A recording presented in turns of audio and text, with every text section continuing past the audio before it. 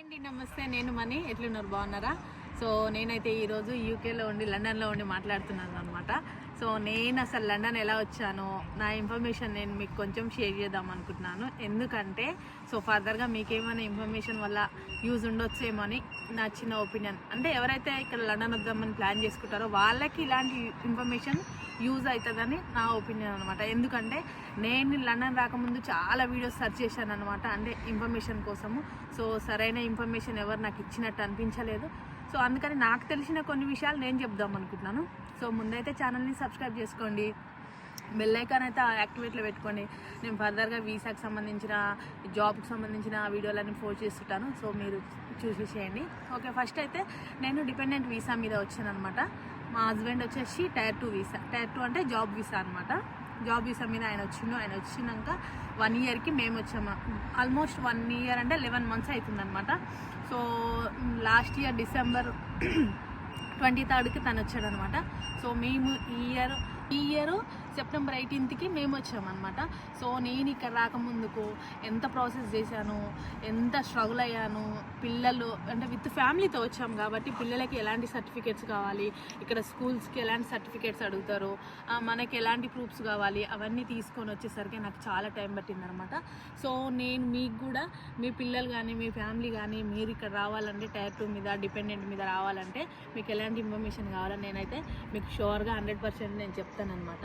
So first of all మనకి dependent వీసాకి already ఎవరైతే మన పార్ట్నర్ ఉంటారో వాళ్ళు అక్కడ మనకి అబ్రాడ్లో ఉండాలన్నమాట.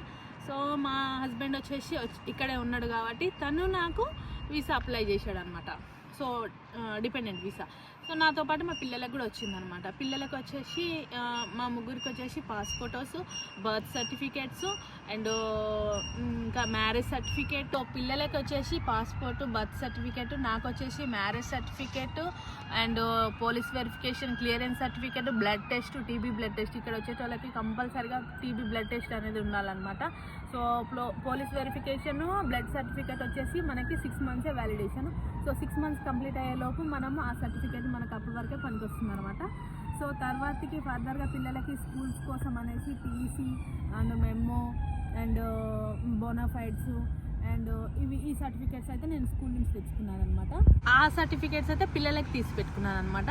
నాకు వచ్చేసి చెప్పాను కదా, మ్యారేజ్ సర్టిఫికేటు, పాస్పోర్టు అండ్ నా స్టడీ సర్టిఫికేట్స్ కూడా మెయిన్ ఇక్కడ డిపెండెంట్ రావాలంటే మినిమం డిగ్రీ ఉండాలన్నమాట.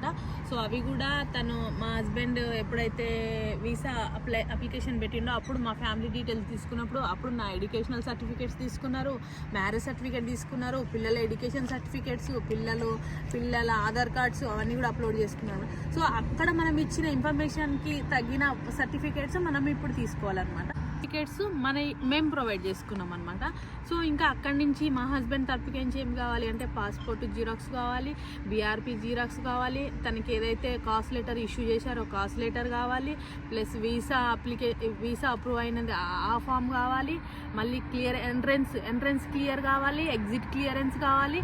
ఇవన్నీ సర్టిఫికేట్స్ మనకి జిరాక్స్ తీసుకొని మనకి ఏదైతే వీసా అప్లికేషన్ పెడతామంటే డిపెండెంట్స్కి ఏదైతే వీసా అప్లికేషన్ పెడతామో అప్పుడు అవన్నీ ప్రొవైడ్ చేస్తారనమాట.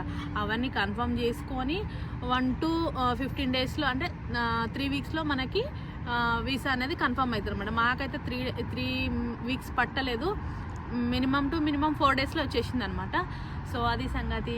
వీడియో నచ్చితే లైక్ చేయండి, మరింత ఇన్ఫర్మేషన్ కోసం ఛానల్ని వాచ్ చేస్తూనే ఉండండి, సబ్స్క్రైబ్ చేయండి. నేను చాలా విషయాలు మీకు చెప్తాను. మీకు ఏదైనా డౌట్ ఉన్నా కూడా నన్ను అడగండి, నేను దాని గురించి ఎక్స్ప్లెయిన్ చేస్తాను. Bye friends.